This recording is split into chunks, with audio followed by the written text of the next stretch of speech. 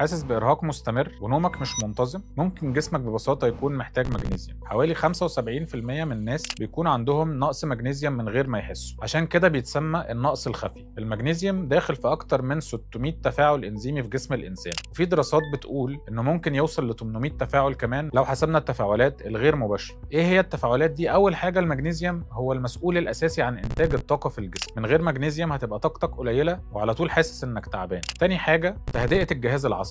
المغنيسيوم بيهدي الجهاز العصبي وبيقلل التوتر والقلق، ده غير إنه بيحسن التركيز وكمان بيدعم توازن النواقل العصبية زي الجابا والسيروتونين. تالت حاجة العضلات. من غير مغنيسيوم على طول هتلاقي بيجيلك شد عضلي وانقباض وانبساط بشكل مش سليم في العضلات. رابع حاجة صحة القلب. المغنيسيوم مش بس بينظم ضربات القلب، ده كمان بيساعد على خفض ضغط الدم وبيحمي من أمراض القلب. خامس حاجة تقوية العظام. من أهم مميزات المغنيسيوم إنه بيشتغل مع الكالسيوم وفيتامين دي عشان يبني عظام قوية ويحميك من هشاشة العظام. من غير المغنيسيوم الجسم مش هيعرف يوصل الكالسيوم للعظم. الخلاصة المغنيسيوم مش مجرد مكمل إضافي، ده عنصر أساسي بيأثر على طاقتنا، نومنا، أعصابنا وعضلاتنا وصحتنا بشكل عام. لو بتحس بإرهاق، شد عضلي، نومك مضطرب أو توتر مستمر، افتكر إن جسمك ممكن يكون بيقولك أنا محتاج مغنيسيوم.